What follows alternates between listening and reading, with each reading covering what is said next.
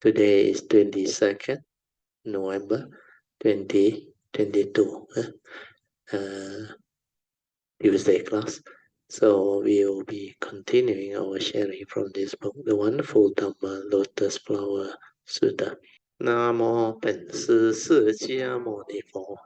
Namo 本师释迦牟尼佛。Namo 本师释迦牟尼佛。Namo 观世音菩萨。Namo 观世音菩萨。Namo 观世音菩萨。南无阿弥陀佛，南无阿弥陀佛，南无阿弥陀佛，南无弥勒佛，南无弥勒佛，南无弥勒佛，南无普贤菩萨，南无普贤菩萨，南无普贤菩萨，南无地藏王菩萨，南无地藏王菩萨。南无地藏王菩萨，南无佛菩萨，南无佛菩萨，南无佛菩萨。阿拉汉萨玛萨布多巴嘎瓦，布当巴嘎วันตังอาภิวาเทมิ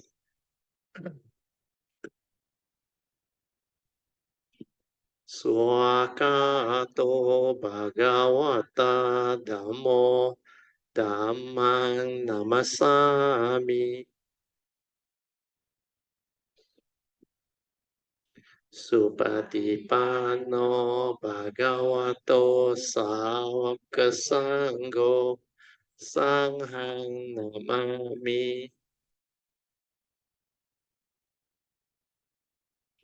นะโมตัสสะภะคะวะโตอะระหะโตสัมมาสัมพุทธัสสะนะโมตัสสะภะคะวะโตอะระหะโตสัมมาสัมพุทธัสสะนะโมตัสสะภะคะวะโตอะระหะโตสัมมาสัมพุทธัสสะบุตตังสรณังกัจฉามิธัมมังสรณังกัจฉามิสังฆังสรณังกัจฉามิตุติยมปิบุตตังสรณังกัจฉามิตุติยมปิธัมมังสรณังกัจฉามิตุติยมปิสังฆังสรณังกัจฉามิตติยมปิบุตตังสรณังกัจฉามิตติยมปิธัมมังสรณังกัจฉามิตติยมปิสังฆังสรณังกัจฉามิ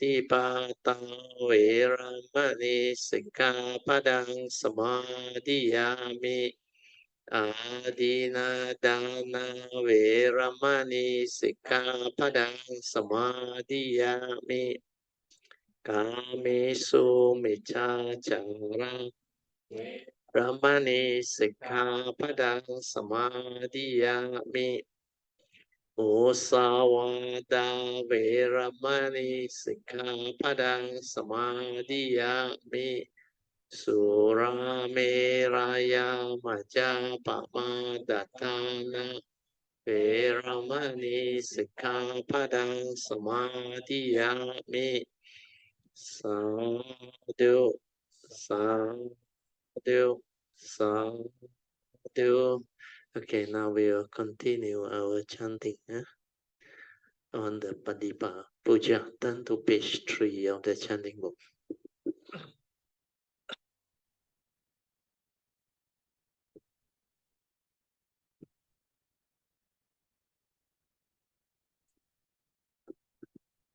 Padipa Puja, offerings of light.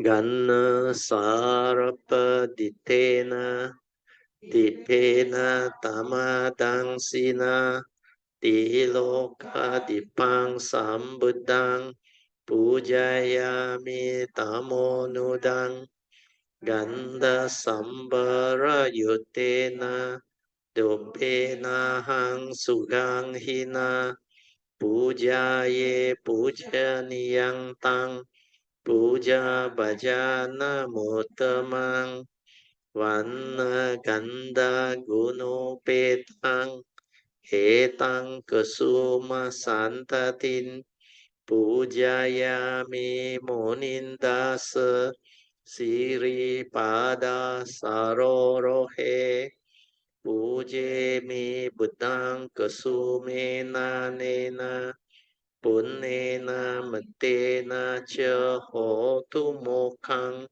Pupang melayati yata idang me Kayo tata yati vinasa bhavang Adivase tu no bante Aniyang parikapitang Anukampang upadaya Patigang atumotamang Adivase tu no bante Pale parikapitang Anukampang upadaya Patigan atumotamang Adivase tu no bante Bojanang parikapitang Anukampang upadaya Patigang atumotamang.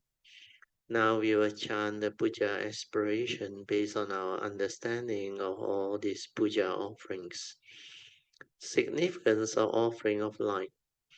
May this offering of light to the Buddha bring forth the causes and conditions to illuminate our mind and help arise the needed clarity and understanding to dispel all darkness or ignorance therein. Significance of offering of water. May this offering of pure, clear, cool water lead us to the pure, clear Dharma that cools and doses off the fires of all defilements within our mind. Significance of offering of incense. May our morality, virtue, and understanding shine forth far and wide, just like the fragrance of this incense, which we are offering to the Blessed One, who is perfect in wisdom and virtue. Significance of offering of fruits. May this offering of fruits remind us of the Dana Parami of generosity and the fruit of our karma, so that we will diligently strive on with heedfulness to attain the path and fruition soon as possible. Significance of offering of flowers. May this constant offering of flowers to the Blessed One strengthen our faith and constantly remind us of the impermanence of this body, so that we will diligently and sincerely strive on to cultivate Sila, Samadhi, and Panya, leading to ultimate liberation, the born-free Nibbana. Making of overall aspiration. By the power of all these merits born of these offerings, may our spiritual faculties of Saddha, Virya, Sati, Samadhi, and Panya be further strengthened until they become balas or powers, sharing and transfer of merits to all beings. May these merits be shared and transferred to all beings without exception, especially to those who have the condition and affinity to receive them. Sadhu, sadhu, sadhu. Okay, you can be seated. Then we shall commence our official sharing. Yeah, salutation to the triple gem. Yeah, I almost forgot. Yeah. Okay, let's pay respect triple gem. Arahang sama sambuddho bhagawan Buddhang bhagawantang abhivademi Swakato bhagavata dhammo dhammang namasami. สวากาโตภะคะวะตาธัมโม ธัมมัง นามัสสามิ Swakato bhagavata dhammo, dhammang namasami. สวากาโตภะคะวะตาธัมโม ธัมมัง นามัสสามิ Swakato bhagavata dhammo, dhammang namasami. สวากาโตภะคะวะตาธัมโม ธัมมัง นามัสสามิ Supatipanno bhagavato sangho sanghang namami. Okay, you can be seated.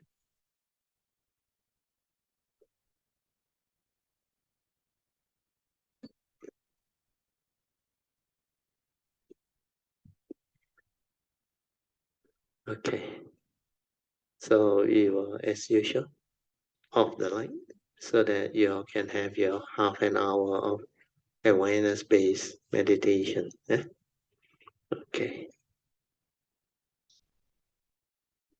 So always remember, awareness-based meditation is to develop the inner awareness within our heart or our mind.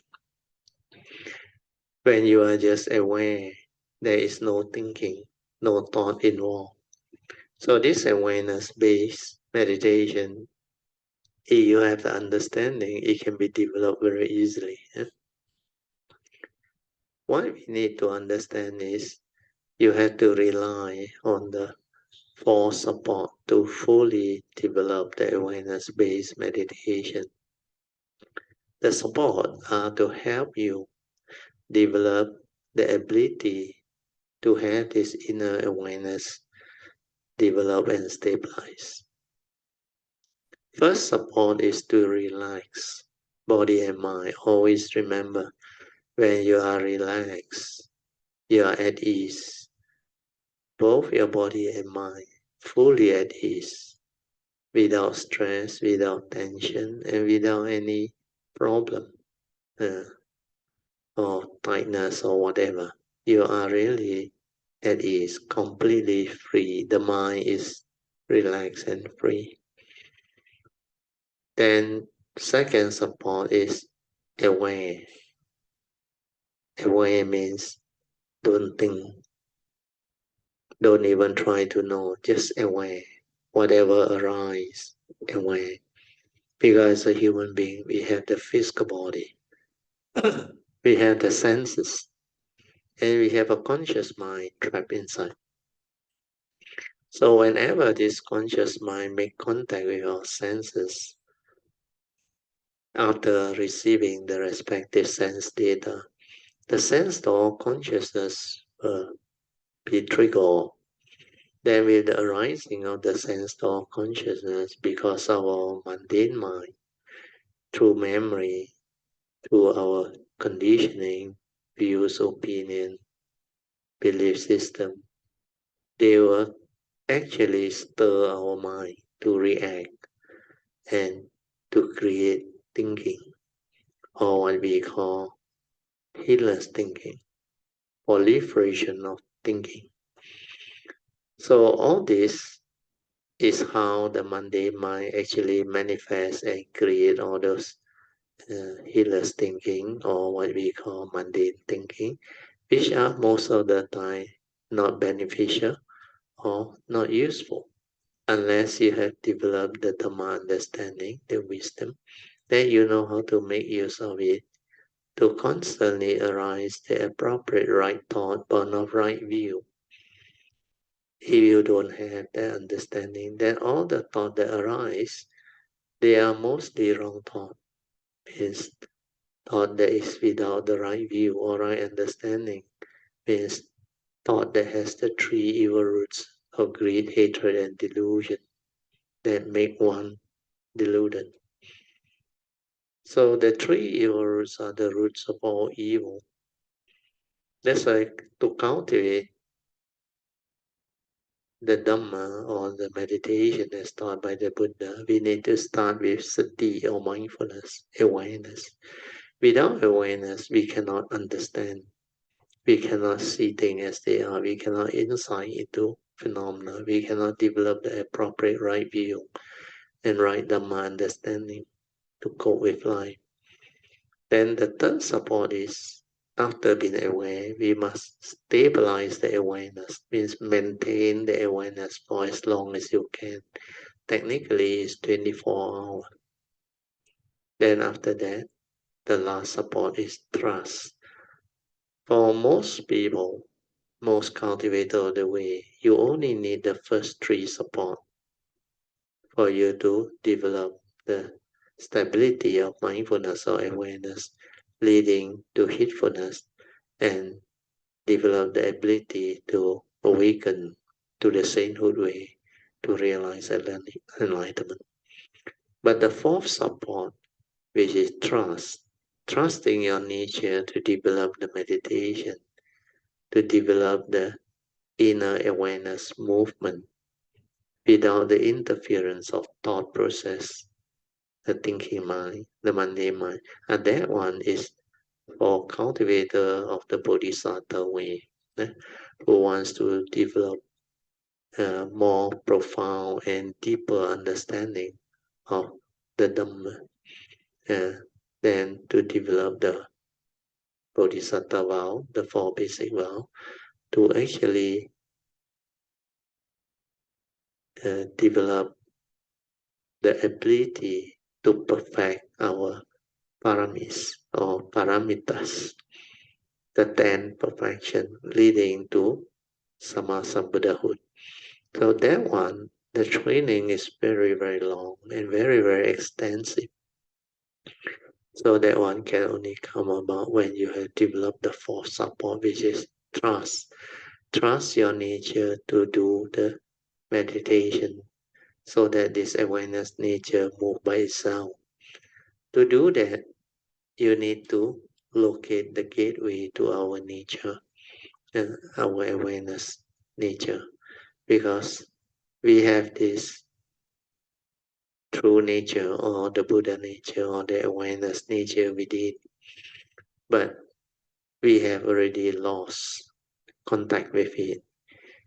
We have for too long developed the thinking process and get entangled with the thought process, thinking that we only have one mind.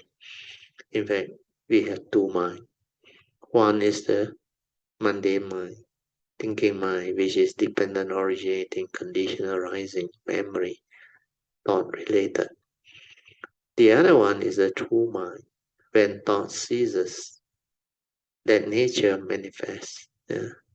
That nature which is only aware, that one is your true mind. So without the true mind, we cannot develop the awareness-based meditation. Because to be aware is to be mindful without thought. Or what we call mindfulness is actually our sati. So sati or mindfulness is defined as an awareness before the knowing. When you are just aware before the knowing, that is sati, that is mindfulness. The moment you start to create thought process, the aggregates of mind, of perception, mind states, mental activity, or mental states, or the conscious moment, then when you input the content of consciousness, thought arises, thought manifests, then you are no longer with your awareness. You can only do one thing at a time. Either you are aware without thought, to be with the moment, to have the ability to be aware of what is going on within life, within existence, within your form and mind. Or you are lost in thought. It's preoccupied with what you are thinking, perceiving, reacting, stirring, all the movement of Sankara activity. That is what the mundane mind is all about. The living being is all about. So develop the ability to be aware more and more, then you will understand without thought, who are you? There is another nature within that you can realize and develop the understanding to meditate and to insight in the phenomena, the three universal characteristics, and to awaken. So basically, these are the four supports. So use this, especially the first three: relax, aware, maintain awareness. to stabilize your inner awareness. Then don't try to know, don't try to do anything. Just silent, away, away, away. So that it will decondition your heedless thinking. When you are all the time away, then the shift of consciousness will come. The mind will become very quiet. All of the sankara activity, they will start to slow down. Here there is no more thought energy to stir them, to create the thinking, the proliferation of thought, the activity of sankara.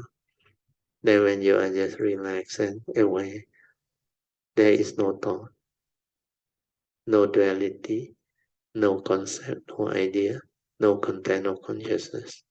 Then that true mind manifests, then nature manifests. That's how you develop the understanding and stability of the inner awareness to gain understanding and wisdom. Okay, with this, I will set the alarm so that you can have your half an hour of awareness-based meditation. Okay. Okay, you can slowly, mindfully come out of the meditation. Try to maintain whatever inner peace, inner calmness, and inner awareness that you have developed for yourself for as long as you can. These are the mind states that can help you to develop the wisdom, where these are meditative mind states. The inner peace, inner calmness, and inner awareness, they are part of the quality of the true mind, the silent mind, the awareness nature within. When you are without thought, that nature manifests. And that nature is basically aware without thought. And because it's without thought, there is no sankara activity. There is no duality. There is no idea or concept or thought process. So basically, is to be in the state of awareness, or we call it the meditative mind, the true mind, the silent mind, which is away. When you are in this state, you can be heedful. That's why all of meditation start with heedfulness, because without heedfulness, you cannot meditate. The Buddha already stated it in his Dhammapada verse 21. Heedfulness is the path to the deathless. The heedful never die, whereas heedlessness is the path to the dead. The heedless are as if dead, spiritually dead. So because of that, awareness-based meditation is very important. Okay, now we are turn to page 6 of the chanting book. We will do the invocation to the Devas. Invocation to the Devas. In this universe, in their entirety, let the deities or Devas come here. Let them hear the good teachings of the King of Sages, which gives heaven and release Nibbana. This is the time to listen to the teaching. This is the time to listen to the teaching. This is the time to listen to the teaching. Samanta Chakawalisu Atra Gachantu Devata Saddhamang Muni Rajasa Sunantu Sakamokadang Dhamma Savanan Kalo Ayang Badanta Dhamma Savanan Kalo Ayang Badanta Dhamma Savanan Kalo Ayang Badanta Namo Tassa Bhagavato Arahato Sama Sambuddhassa Namo tassa bhagavato arahato sama sambuddhassa. Namo tassa bhagavato arahato sama sambuddhassa. Iti peso bhagava arahang sama sambuddho. Vijacharana sampanno sugato lokavidu. Notaro purisa dhammasarati satta deva manusanang buddho bhagavati swakato bhagavata dhammo Sanditiko akaliko ehipasiko opanaiko pacyatang veditato vinohiti supatipanno bhagavato sāvaka-sangho Ujupatipanno bhagavato sāvaka-sangho Yāyapatipanno bhagavato sāvaka-sangho Samicipatipanno bhagavato sāvaka-sangho Yadidang Chatari Purisa Yogani Atta Purisa Pugalam Esa Bhagavato Sāvaka-sangho Ahuneyo Pahuneyo Dakineyo Anjali Karaneyo Arutarang Punya Ketang Lokasati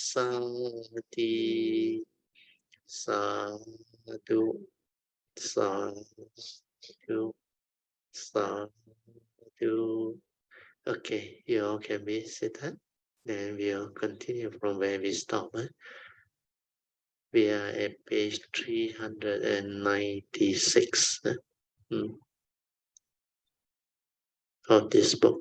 The wonderful Dhamma Lotus Flower Sutta, commentaries by Master Hsuan. We are at volume 3, chapter 2. Long have you waited to speak this Dhamma? We start from there. So, the commentaries. What is meant by sound of wisdom? Oh, winner.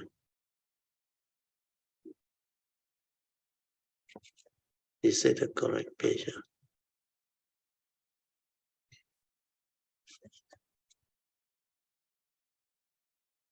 Oh, I think further down. Oh. No, further down. Further down.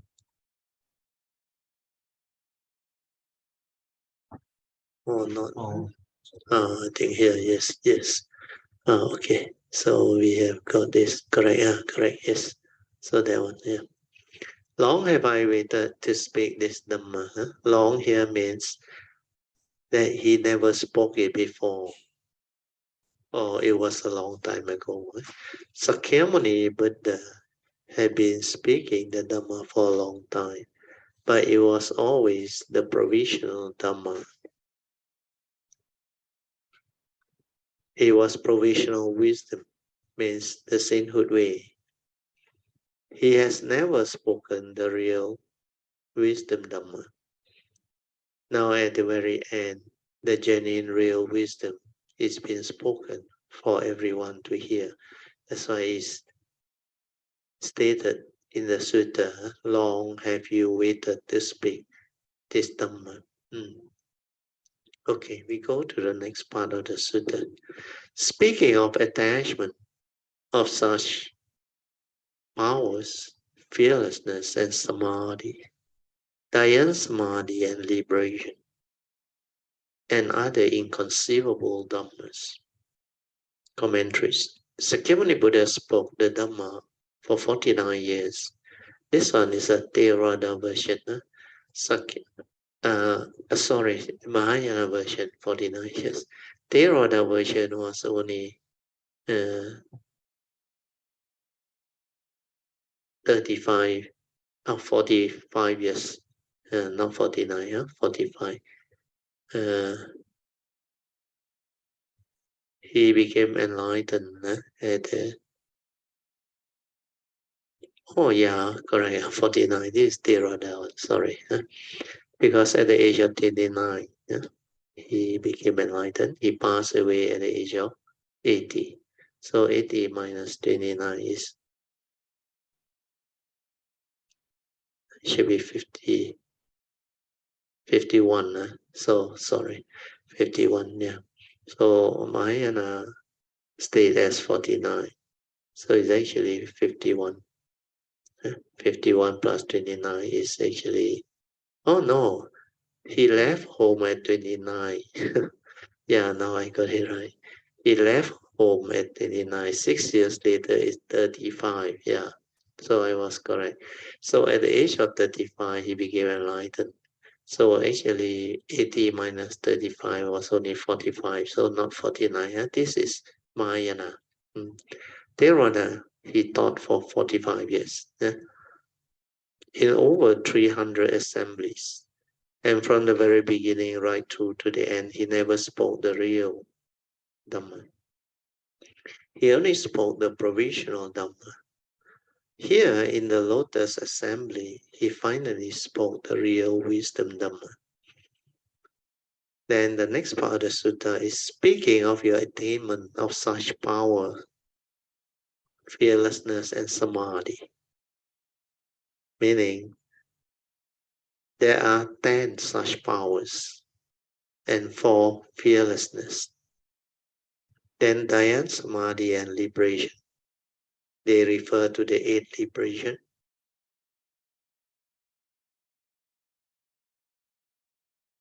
Also called the 8th renunciation of the back.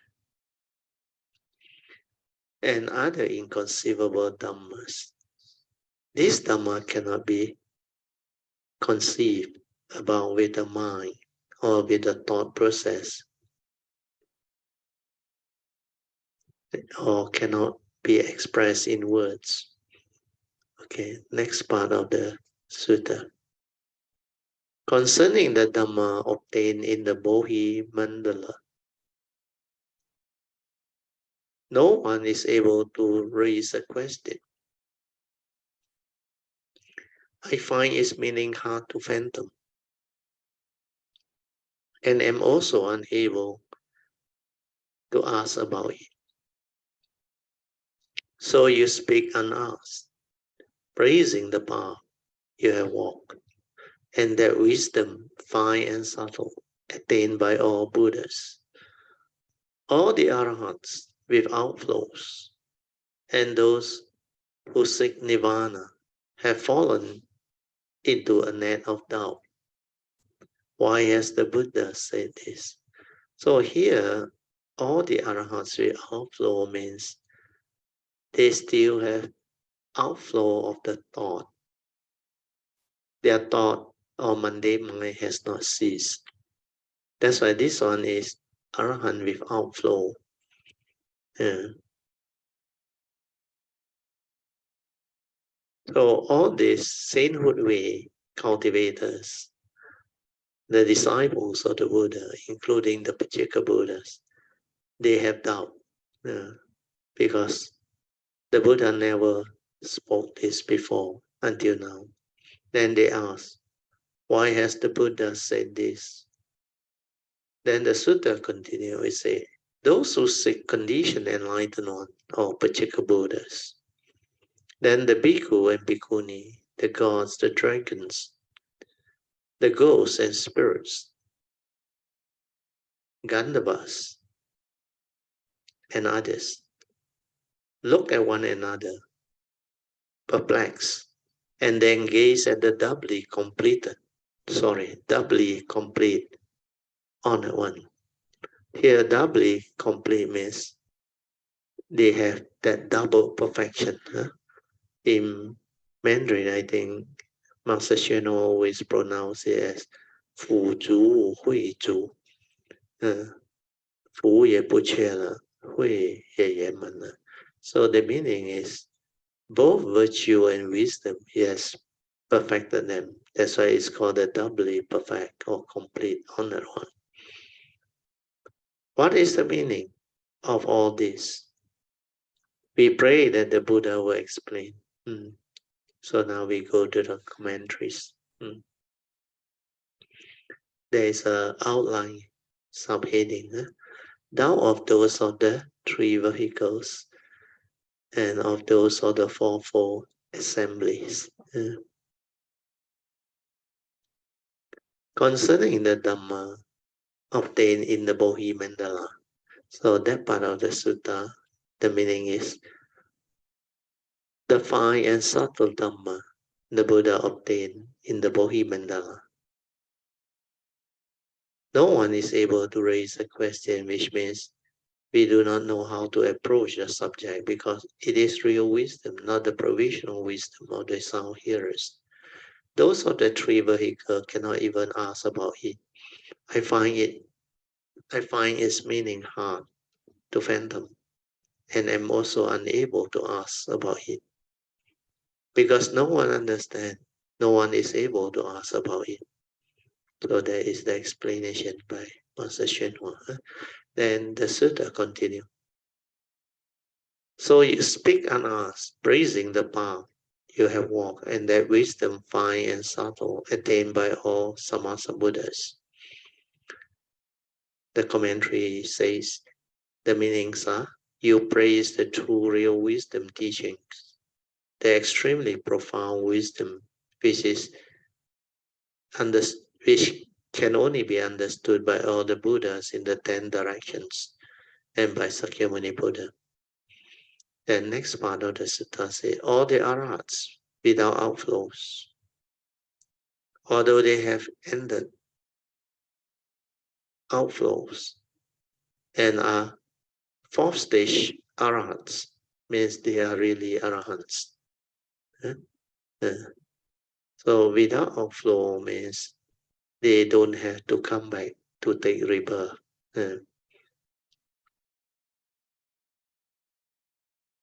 And those who seek nirvana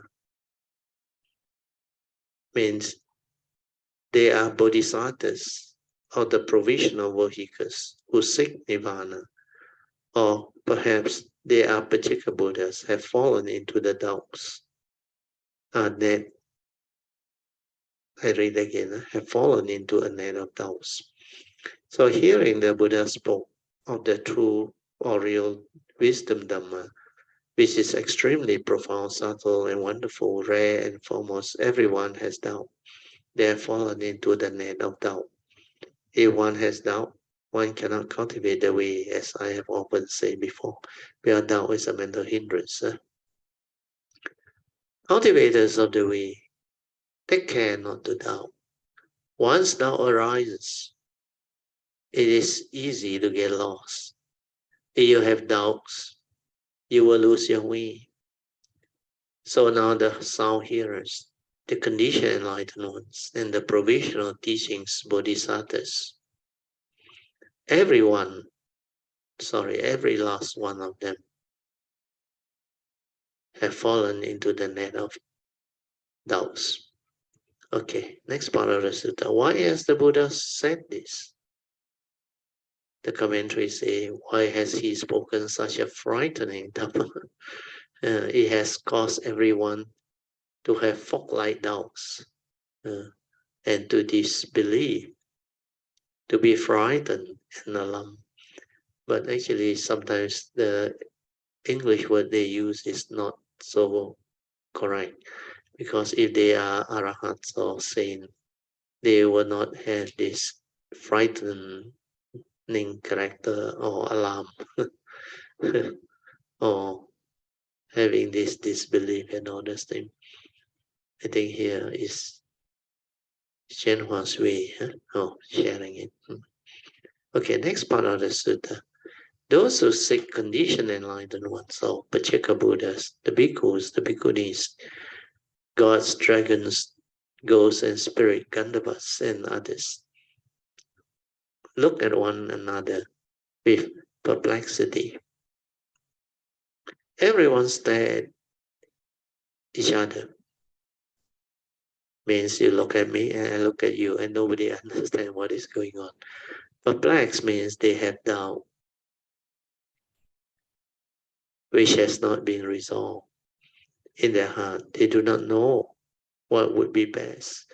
Should they go south or should they go north or should they go east and west? They have gotten to the intersection, but they do not know which road to take. There they stand in the middle of the street, not knowing which way to go. They are perplexed. And then grace at the doubly perfect on that one. They stare fixed or gaze, the word is gaze, at the Buddha, not turning their gaze away for a moment. They stare up at him because he is sitting high upon the Dhamma seat. They all tilt their head back to gaze at him. What is meant by the doubly perfect honored one? It means the Buddha is complete in both blessings or virtue and wisdom. This is because he cultivated blessings of virtue and wisdom for 3 asankaya kappas, actually 3 3/4, and perfected the 5 marks for 100 aeons. There are 80, it's supposed to be 80 major characteristics. They call it 5 marks, major characteristics. And asankaya kappas refer to an uncountable numbers of years. Here we are talking about not just 1, but 3 uncountable numbers of great aeons. How long is that? That time period cannot be calculated. How could you calculate an uncalculatable numbers? That is the commentary by Shenhua. One cultivates blessings by making offerings to the Triple Gem, by drawing near to all the Buddhas, by making offerings to the Buddha, the Dhamma, and the Sangha, to the Bodhisattva, Pacceka Buddhas, and the Arahants, the 3 great uncountable aeons. For 3 great uncountable aeons, the Buddha vastly cultivated the practice of making offering. He did not make offering to just one Buddha, but to many of them. One cultivates wisdom, first of all by holding the precepts. Why? If one holds the precept, one can give rise to samadhi. From samadhi comes wisdom. If you have samadhi power, you will have wisdom power. So what is samadhi power? Samadhi power means not being turned by any external state. Neither good nor bad can move your mind, means you have equanimity. Whether the situation that arises is favorable or contrary, your heart does not move. You can have an unmoving mind. It means you have samadhi power. Once you have samadhi power, then you can have wisdom power. So this one is a very direct consequence of it, or very obvious. Samadhi power means you have equanimity. Your mind is unshakable, collected, unwavering. So when you have this mind which is collected and unwavering, it will not stir at the moment of sense experience.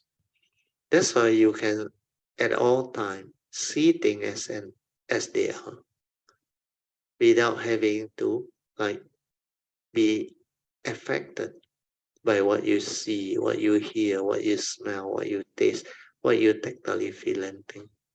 Means the sense experience has no power over you. So this is samadhi power. That's why when you have samadhi power, you can see things as they are. You can insight into phenomena, the three universal characteristics of anicca, dukkha, and anatta. And you can see things as they are, not affected by your views, opinion, and conditioning. Means the direct seeing, the awakening. So this is how you should develop the understanding. Sila, samadhi, and panya. With sila, your mind is at peace because you didn't break the moral laws. When you keep your sila, you will not have regret, remorse, problem, and all those things. No suffering, nothing. Because able to keep precept is a virtue. When you can keep precept means you have the ability to avoid all evil, especially major evils. So precepts are very important. With precept, you have less problem in life. That's why you can develop samadhi more easily.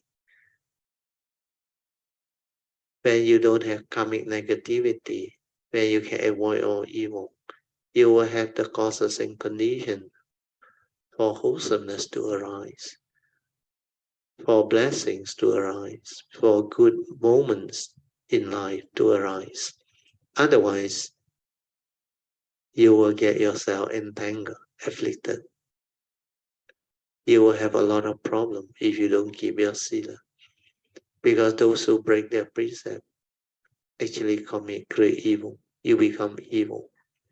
And because the law of karma says you are born of your karma, heir to your karma, conditioned and supported by your karma, you are what you are because of your karma. So if you don't keep your precept, the nature's law of karma will actually hit back.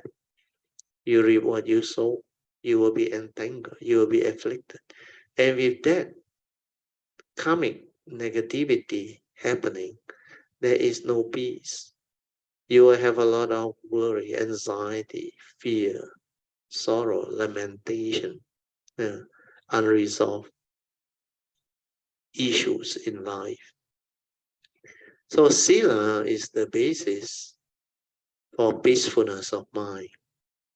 That's why when we chant, the Buddha already described to us, silena sukhanting yanti, silena bhoga sampadan, silena nibunting yanti.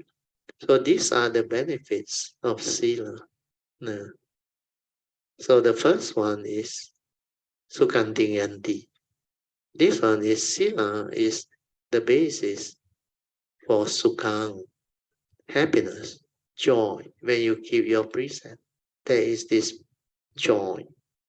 Then the next one is peacefulness of mind. Yeah. Then finally, of course, you will also develop all the beautiful mind states, especially equanimity of mind. And of course, the last one is spiritual peacefulness, nimunting yanti. And Boga Samadhan is, I think, spiritual wealth. Spiritual wealth. Yeah. So sila is very important. Sila, if well cultivated, is a purifying force that can lead to samadhi. And when there is samadhi, your spiritual faculties will be very stable. Then it will lead to direct seeing, insight into phenomenal wisdom. So all these are related. Okay, we go back. So I read on.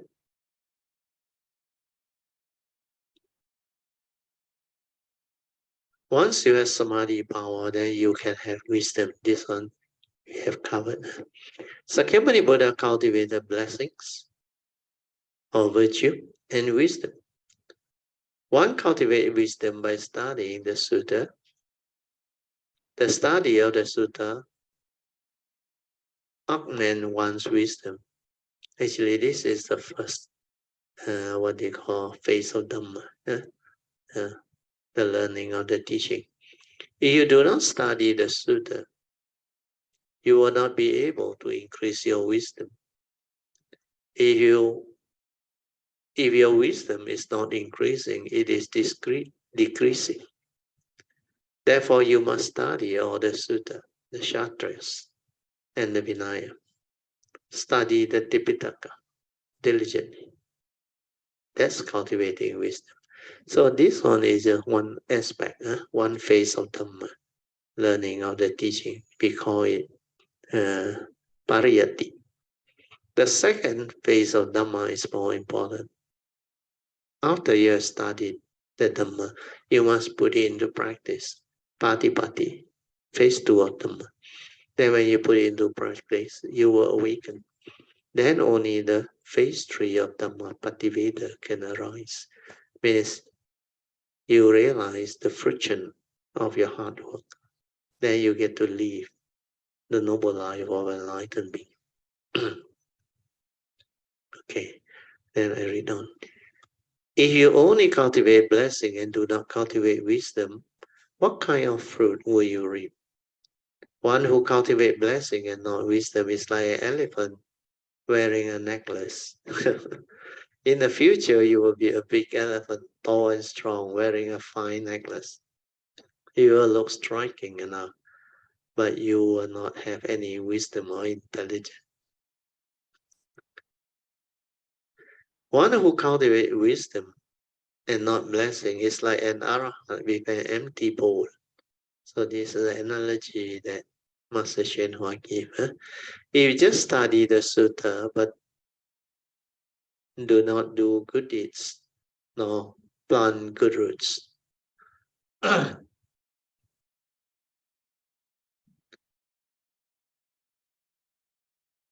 How does one plant good roots? Just by doing good deeds. By not doing any evil and doing many good deeds. This is to plant and tend your good roots. If you merely study sutta and does not do good deeds and help other people, you will be like an arahant, also with an empty begging bowl. You may certify to the fruit of arahantship, but when you go out for your alms bowl, no one will make offerings to you. So you have certified to the fruit or not? They will ask. So what? No one will make offering to you because you did not cultivate blessings in the coastal ground. And so you have no blessing now. So here, Hsuan is trying to, I think, give cultivator of the way advice. You should not be like, do only one side of the cultivation, because blessings and wisdom, or virtue and wisdom, need to be cultivated together, side by side.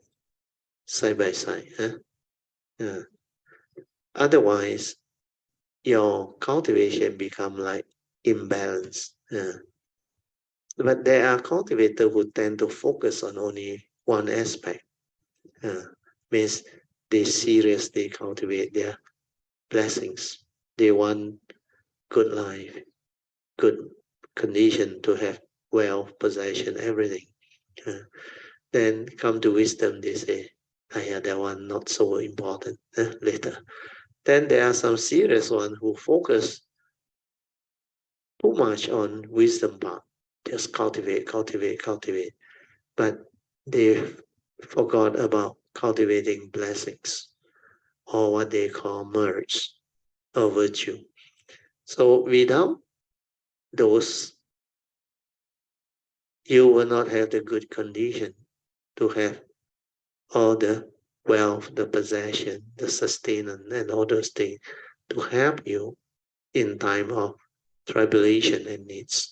So all this need to be understood. That's why in our cultivation, you have to cultivate both. Sila leading to cultivation of blessings, merge, then wisdom. Wisdom is, of course, meditation. That's why you have Sila, Samadhi, and Panya. Then you have Dana, Sila, Bhavana. So Dana is cultivating generosity or virtue, blessings. When you give, when you make offerings, that Dana Parami is very useful. Then from Dana Parami, it support our life. Then it can give us the causes and conditions to start our cultivation early with better causes and conditions to support us. Otherwise, it's not easy. Okay, I continue. I often tell you these two sentences. To endure suffering is to end suffering, which is true. To enjoy blessing brings an end to blessings. You suffer? Why do you suffer? It is because in previous life, you did not cultivate blessings. And so you must endure bitterness now. If you can endure your present suffering, it will come to pass. If you do not undergo that type of suffering, which you created or you deserve to go through, it will remain latent. If you take what you deserve or have already created or planted, it will disappear. Actually, it should be even neutralized. Means you have paid off your karmic retribution or blessing. Oh, sorry, karmic debt. You have a bit of blessed retribution and you just spend your days enjoying yourself. You live in a nice house, eat good food, buy fine furnishing, and latest model of car, or even your own aeroplane, private aeroplane, so that you can fly around as you please. You do not take even the least bit of suffering. You use up your blessings very fast. Once you have used them up, you will not have any more of this blessing. So once you have enjoyed all your blessings or happiness, you will have to undergo suffering again. Do you know how much happiness you have coming to you? If you enjoy it all, you will end up suffering again.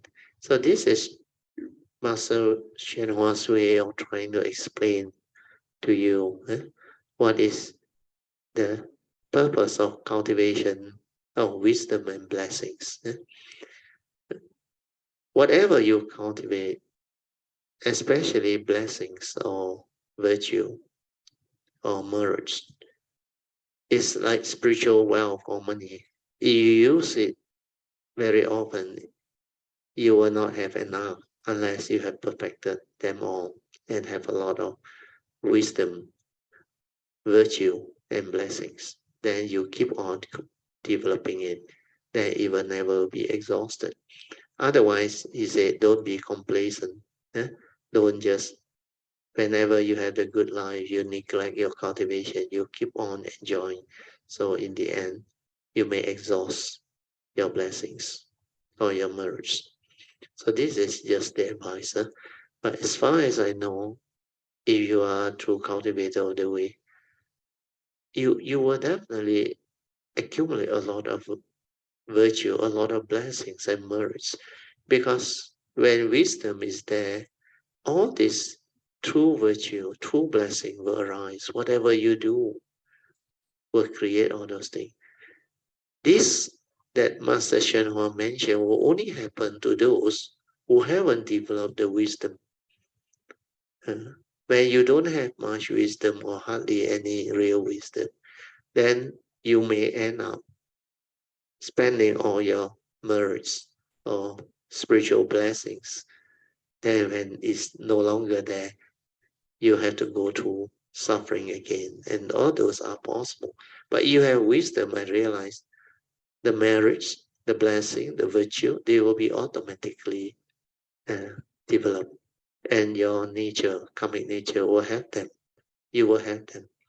And later on, as you walk the Bodhisattva way, your perfection will give you all the blessings, the virtue, and the merge. Okay, we read on.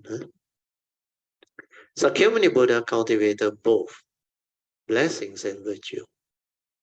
And wisdom, sorry. Blessing and virtue is the same, blessing and wisdom.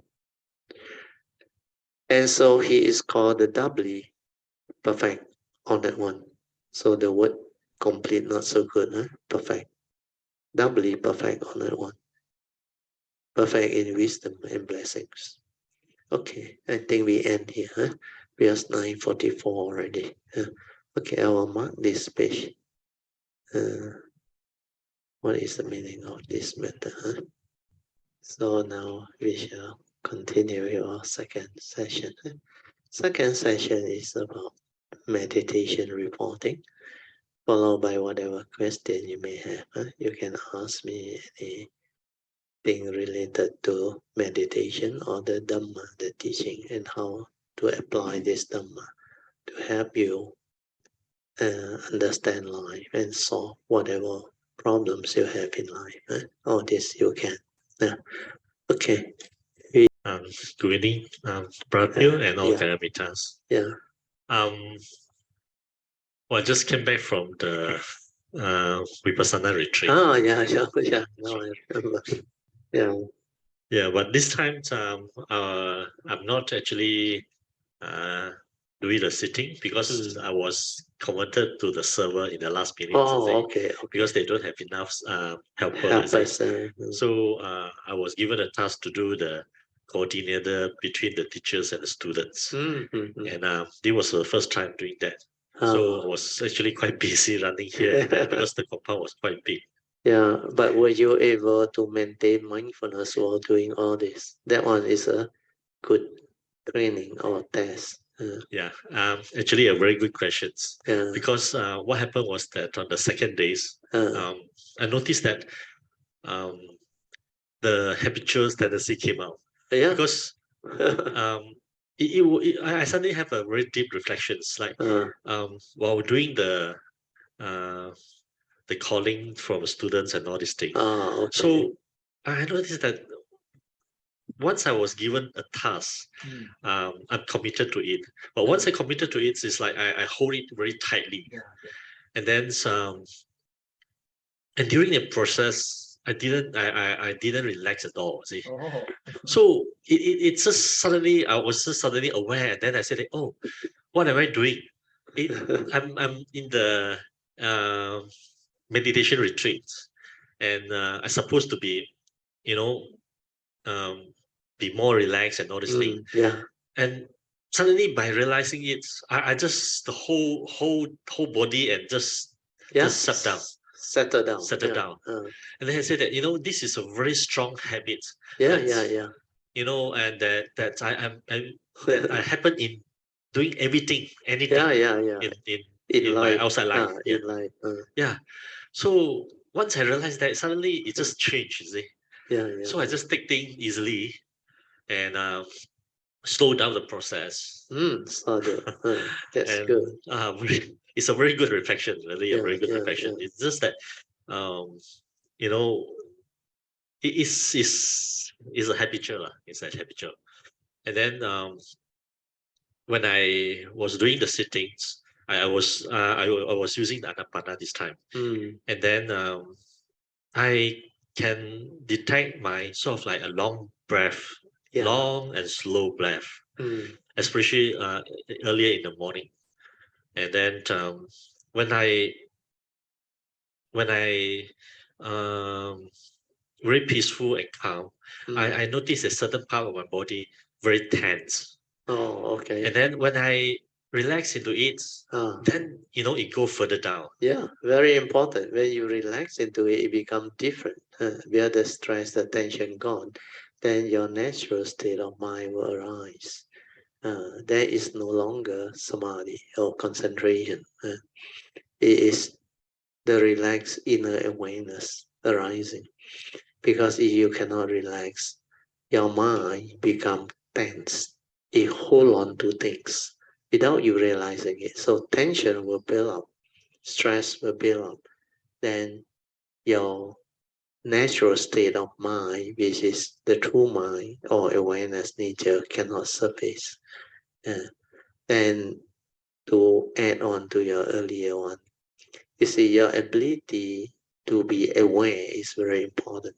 That's why when you are aware that when you are doing the service duty or given certain duties to do, you tend to hold on to it because you are very, I should say, you have that type of character. You, in a way, you want to do it well. You want to be like very responsible. Then you take it too strongly. Then you are also the one that panic very fast on kanchong. Then you feel that you don't do well. That's why that stress build up, and you know it's habitual tendency. That's why awareness-based meditation is very important. It will make you aware of what is going on. Then, like what I used to share with you, whenever you are not peaceful and not relaxed, the evil roots are there, the wrong thoughts are there. That's why you have to reflect on it, contemplate into it. The moment you're aware, the awareness free you. Because meditation is to develop this awareness, to be aware of your own shortcoming, your own defilements, your own lack of understanding. So the awareness nature is the one that can bring out all this shortcoming, defilement, your habitual tendency, your lack of understanding, your delusion. All this can only surface through the silent observation with awareness. That's why awareness is very important. Once you are aware, like what happened to you, you can reflect on it, contemplate on it, and do something to reverse it. That's why you feel that it's like an awakening to you. It has been there for so long, but you didn't realize it until recently.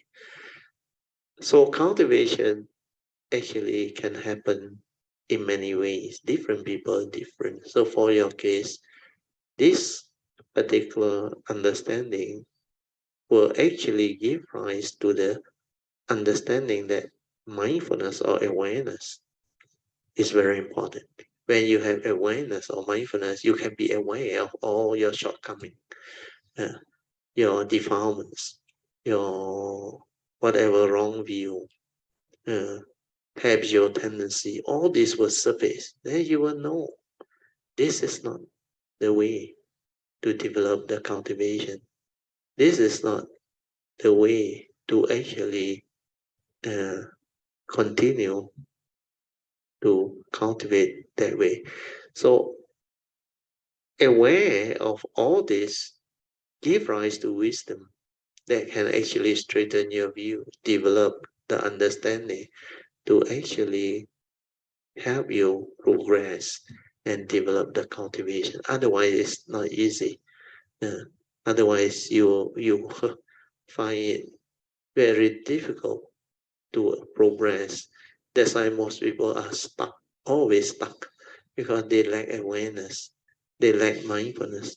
When you cannot be aware of all this, especially your defilements, your shortcomings, your delusion, your habitual tendency, all this you cannot see, then you cannot develop the progress.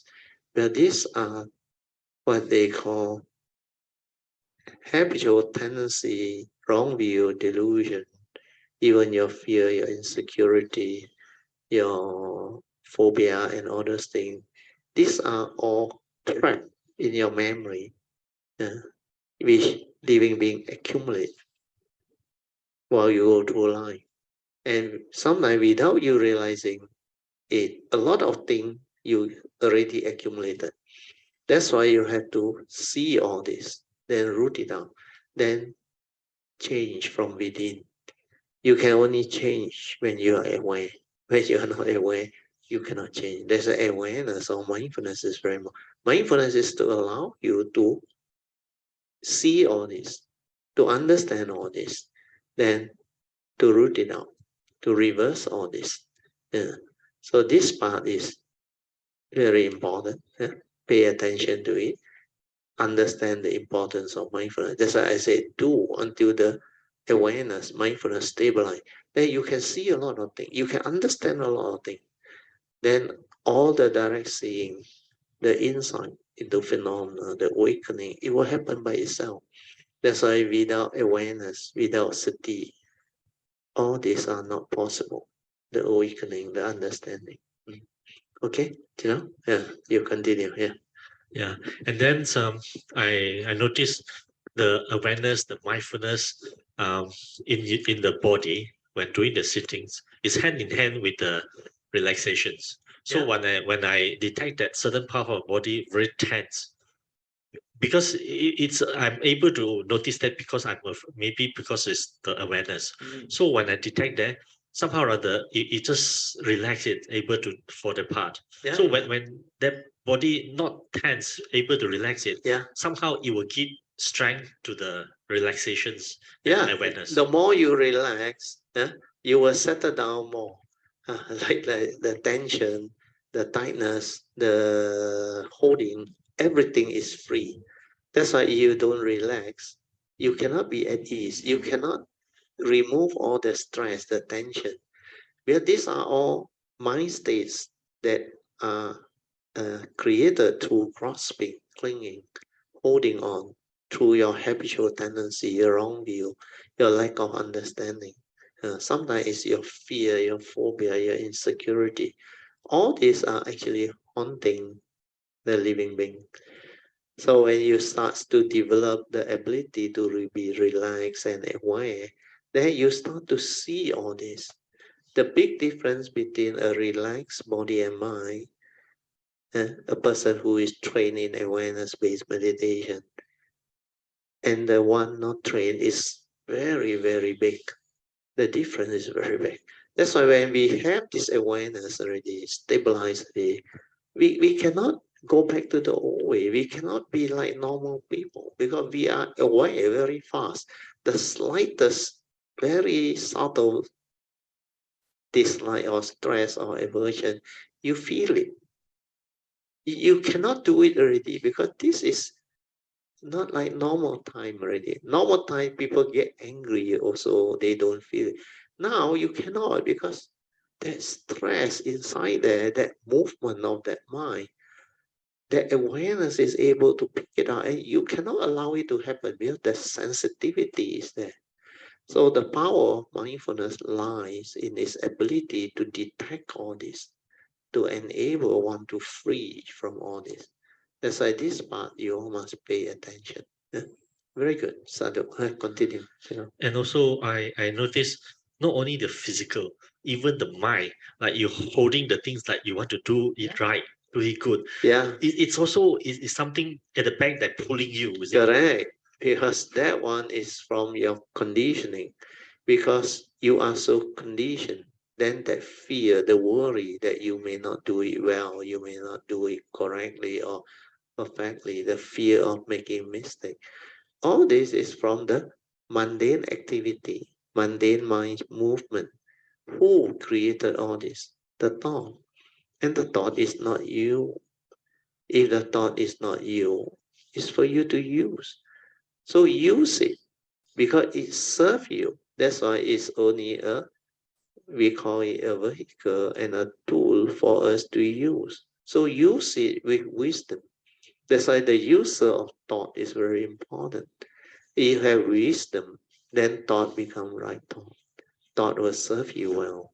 But if you don't have wisdom, thought will become your indirect enemy. You cannot see. That's why they will create concept, views, opinion, idea in you. by telling you, hey, you must do it correctly, otherwise you make mistake, you get into trouble, people what and what. So all this is the thought behind. But you should tell yourself, thought is my servant. It's a tool for me to use. I use it. Why must it have power over me?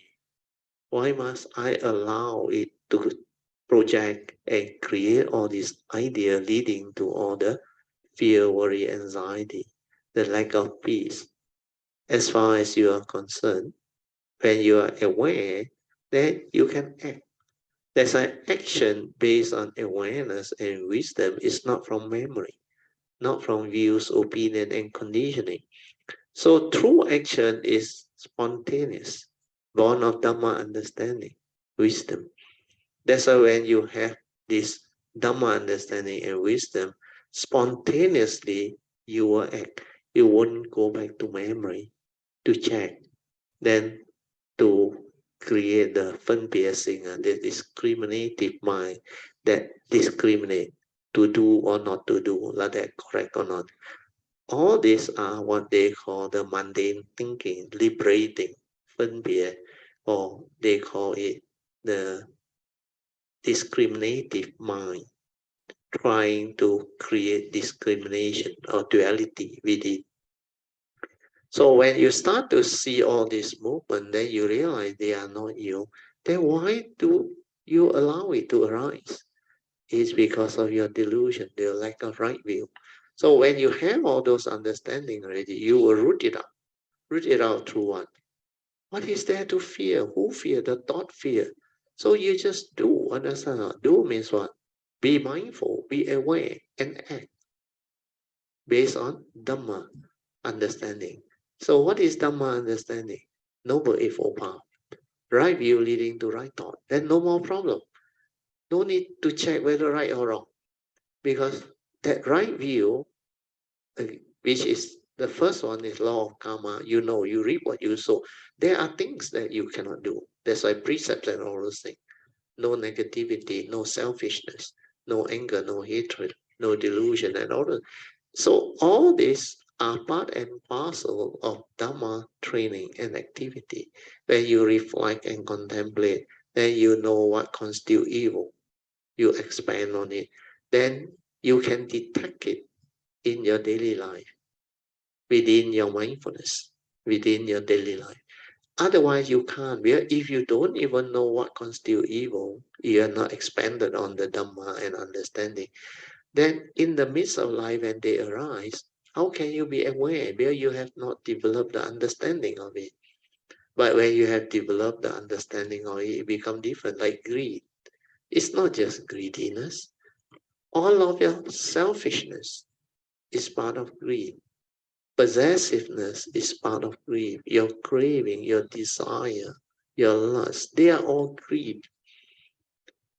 Your selfish cunningness, insincere intention behind all your action and speech, they are all with the evil roots.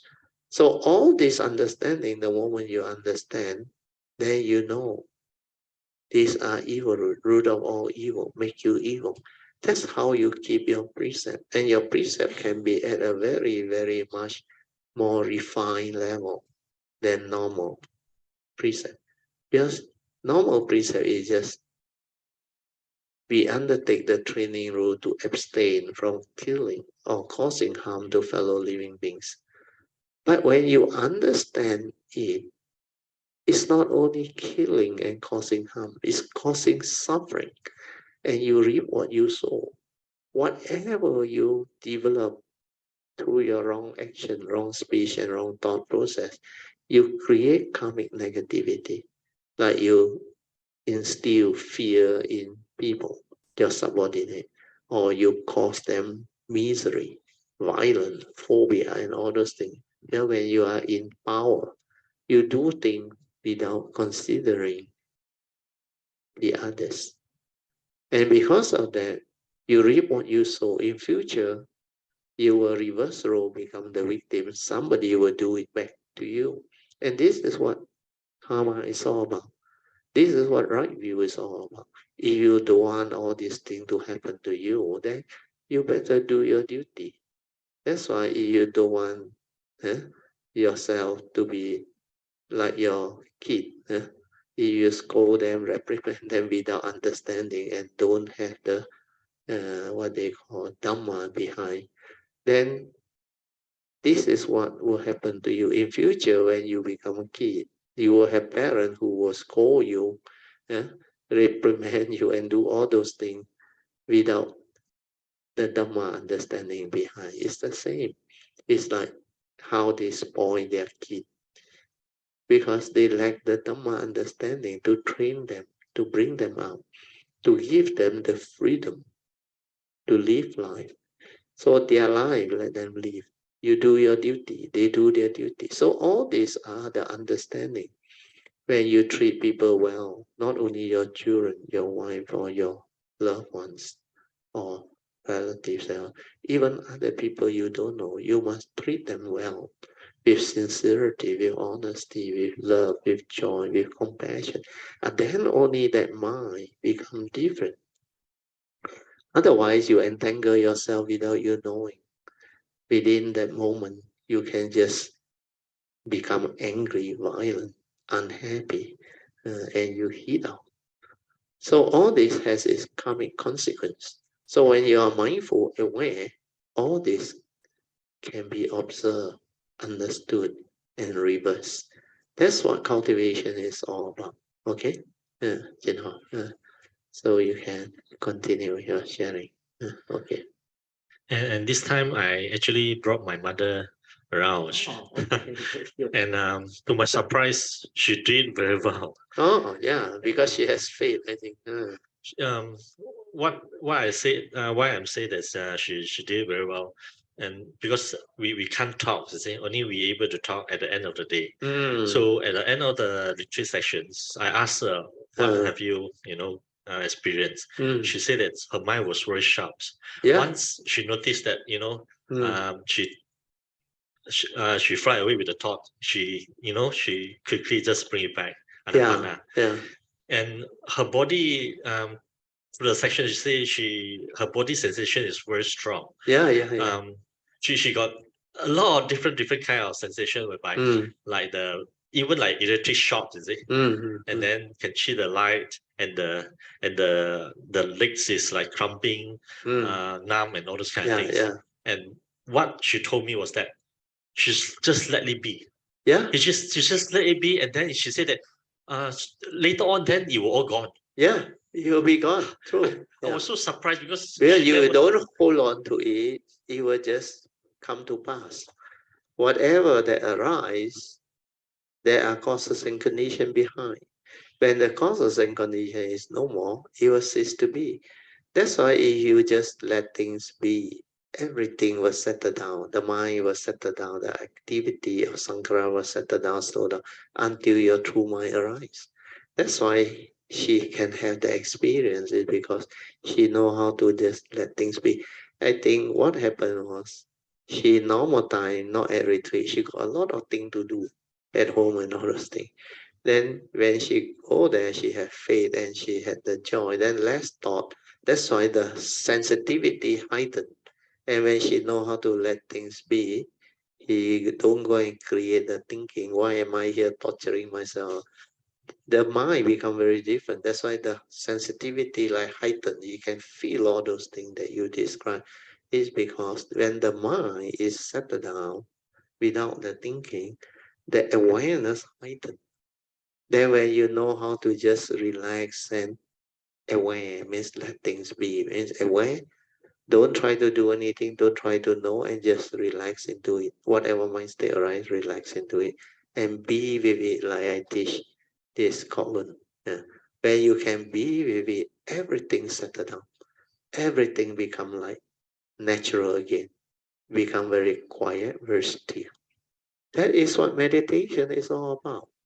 No need to have all the method, technique, and all things. When you understand, you just relax into it, maintain awareness. Then accord and flow like you attain. Then everything will settle down. Very good. What your mother experienced, very good. just tell her, sadhu her.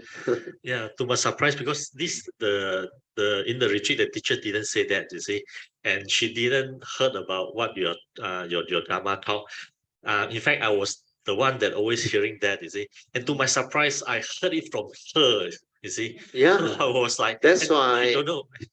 somebody who doesn't know anything but who has faith, if they go there, they will settle down very fast because they got no more worldly duty and activity, understand? The only thing is to serve and to do all those routine. That's why, and noble silent, of course. So when you are noble silent, she just do, understand? And I think she has been through life. She know how to do her duty very well. She like to help out and all those things. That's why this one will give her a lot of joy. Then the mind can settle down. Because in a retreat, especially noble silent, you no need to do anything, no. To a housewife, to a mother, I tell you, this is relief. Like my wife told me, 8, 9 days in Cameron Highland, no need to do housework. Oh, that is really a big difference.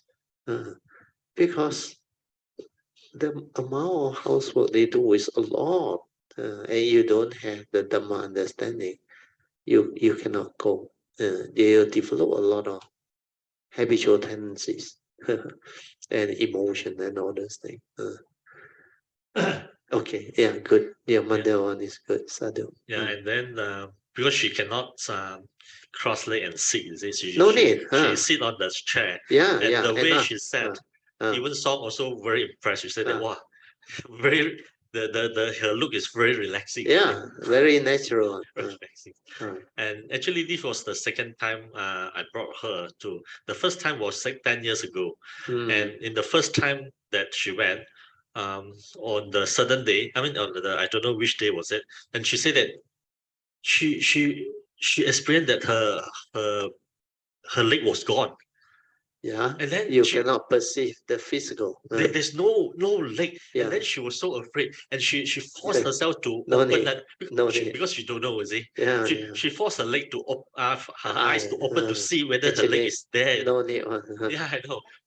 But you know, I was like, wow. Because when your consciousness become very quiet, very still, it reach the arupa state, the formless state. So when you are in the formless state, it's like the physical body is gone.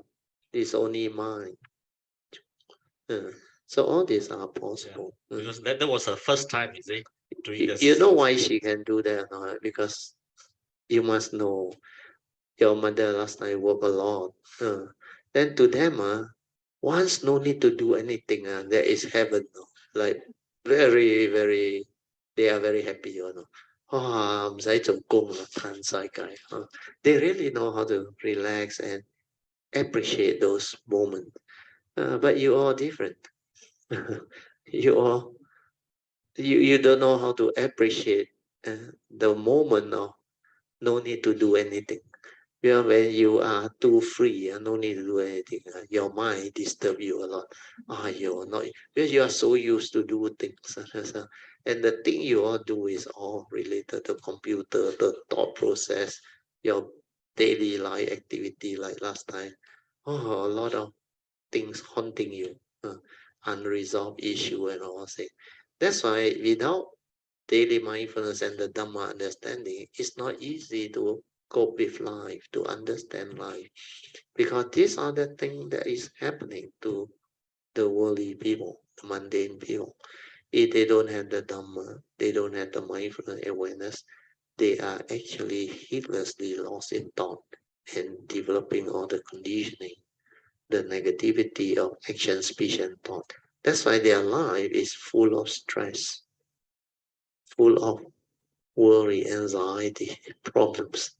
Every now and then, they find it very difficult to have peace. And the first noble truth problem will haunt them. Maybe initially not much health problem where they are still young, but then they will have relationship problem, girlfriend problem, financial problem, then career problem, and a lot of things related to their daily life. they will develop all those stress. That's why nowadays a lot of young people, they get into depression very easily. And they cannot cope with society's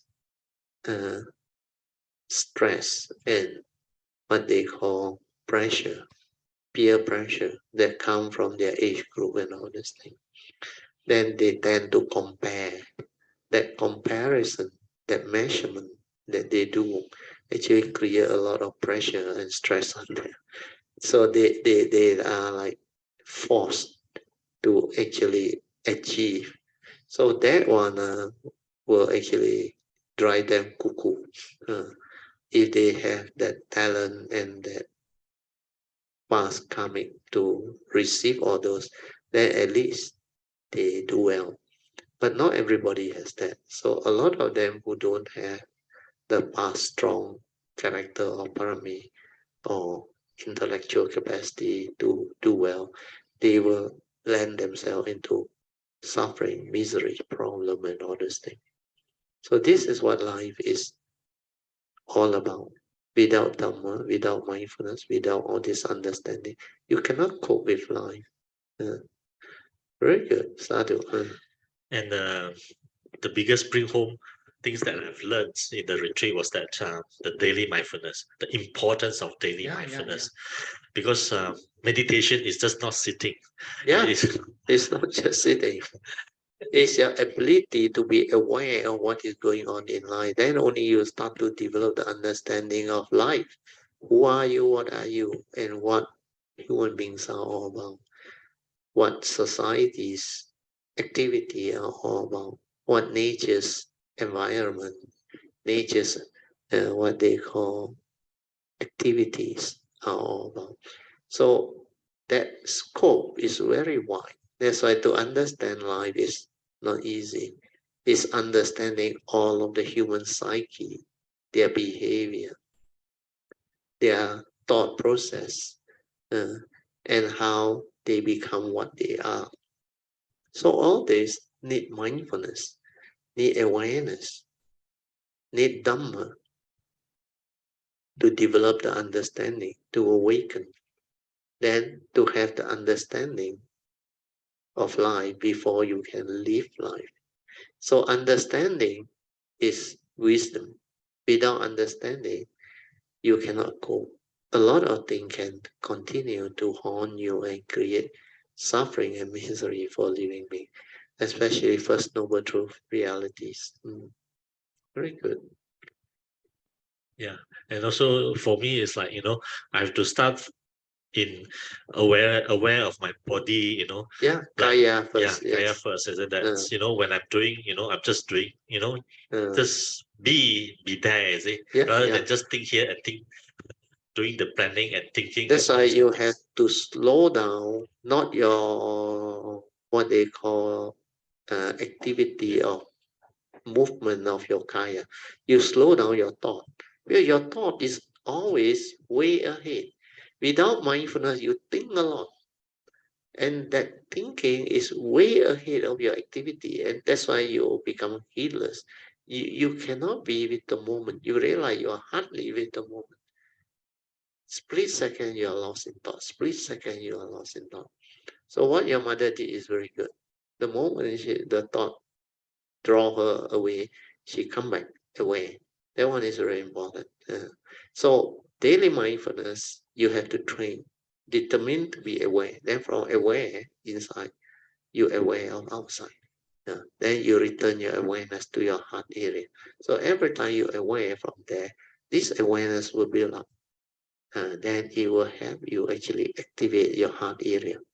Then there is a type of awareness energy that slowly seep into it, then make it sensitive. Because the moment you're aware, you don't think. The moment you're aware, you don't think. So when you stabilize your awareness, your thought process, your thinking all slow down. And like finally, hardly any thought, any thinking. That's how mindfulness develops. Then space between thought, all this activity will starts to appear. Then you start to understand, without thought, there is clarity, there is peace, There is tranquility, there is stillness. All this mind state you never experienced before, because most of the time you hardly have any gap between thoughts. The thought keep on proliferating.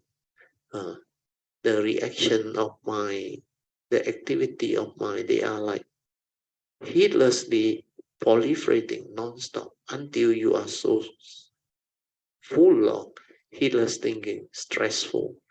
That's why fear, worry, anxiety keep on coming to haunt you, to disturb you, the lack of peace. So whatever activity you do in life, especially you are still working your career, or you are a businessman, your business also, you will have to encounter in life a lot of personal problem and issues that need to be resolved. When you cannot resolve it or don't know how to resolve it, then you realize that stress, the fear, the worry, the anxiety envelop and really can make a person cuckoo or paralyzed. Then you become like very stressful. So all this without Dhamma, without mindfulness, you don't know how to relax, the stress will build up. Then they will get heart attack and all those things. So all these are very useful understanding. Very good. Today we covered a lot about life.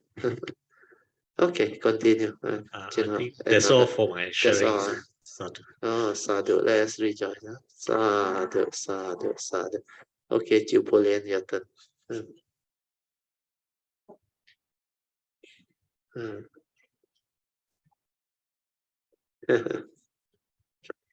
You would have thought, extend another few minutes, you don't need to share. But now you share whatever little, then next round we get you.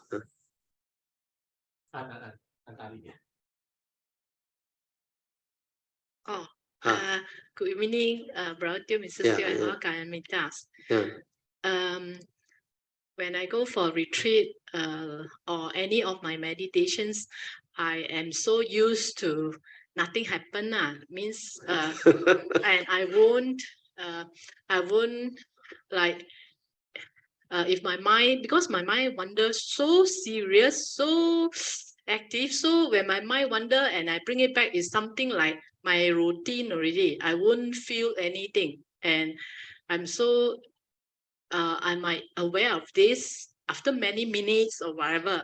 But whenever I'm aware, I bring it back lah. But sometimes I wonder until I wouldn't know. So I remember the one of the session. I wonder again. I think maybe I also told myself it's already day 6 already. So what happened was it comes very spontaneous, very fast. I was so mad about myself in this sense that I wonder. I really like on the spot 1 second. I'm so angry that I cannot meditate properly, I cannot bring my mind, stick to my body and keep on wondering. Wondering on so many things that I never wonder in KL. Food what this future, what to do, come back to KL and to do this, do that. So instant I changed. I got so mad at myself, and 1 second the anger shoot up. And the next second I know is there's a thought, or I don't know what is that. It said, hey, no, must be very loving. Next, when this thought, if I call it thoughts, when it came up, next thing I realized I am engulfed in a loving atmosphere, and my body you know what happened? Relax. And I don't know, it happened 1 second. You know what happened? That is your awareness that is aware. That moment you are aware, it will start to condition you to relax. That's why you settle down back. Then all the thinking gone because you got angry. So that anger is actually an evil root, understand? But because of this evil root, you actually let it come out, understand? That's why it shoot out. Then you know what happened? It releases.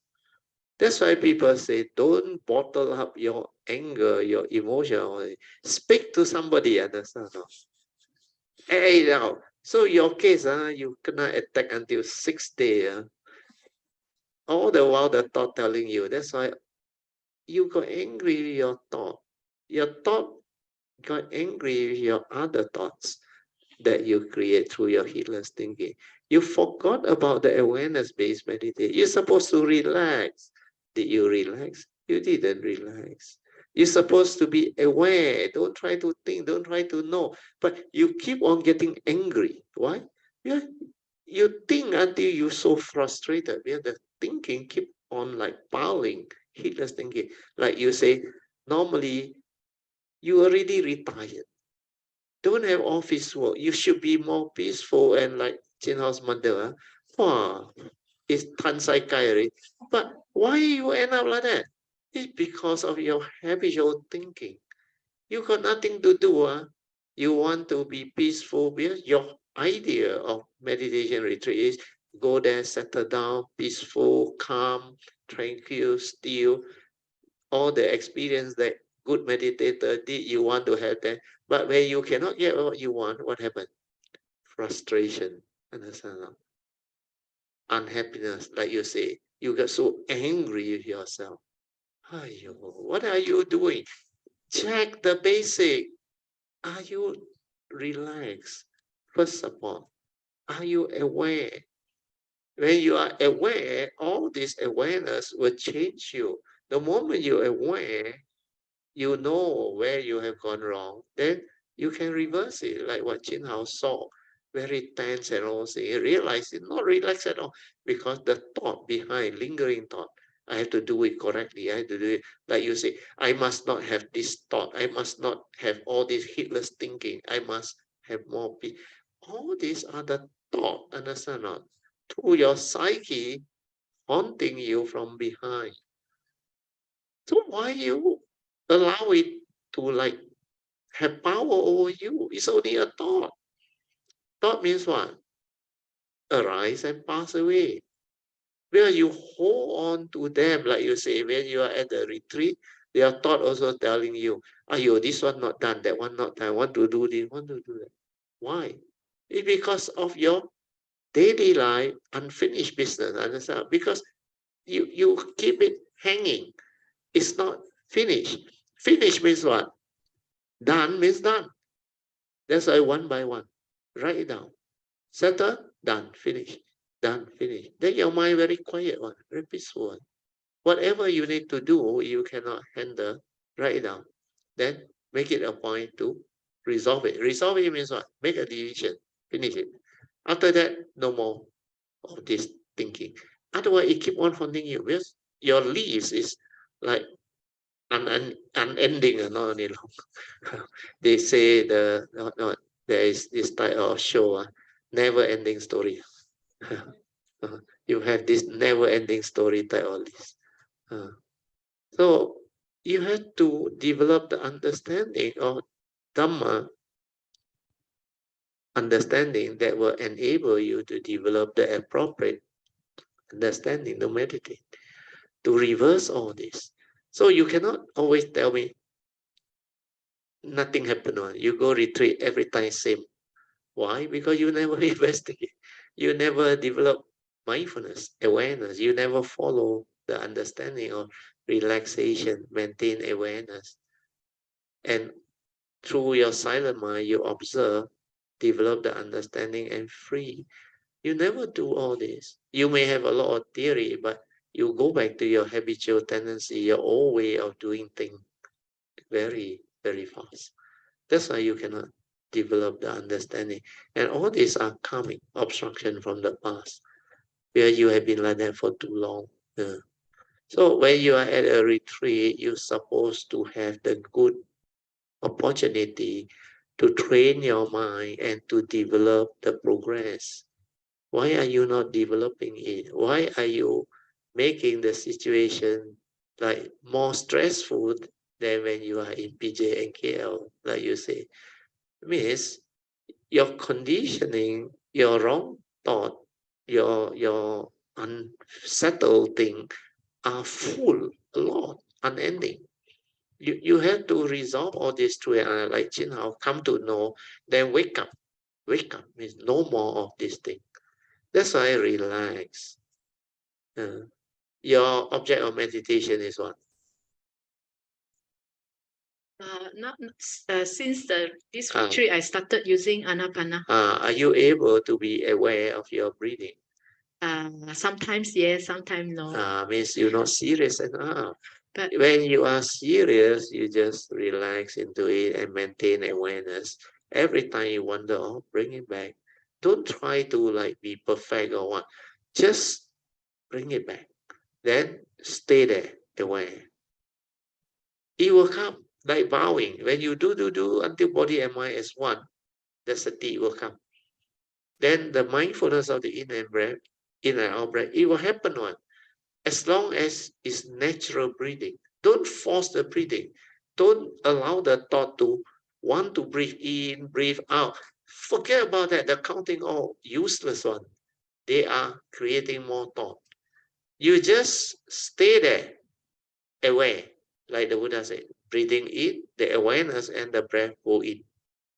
Breathing out, the awareness and the breath go out.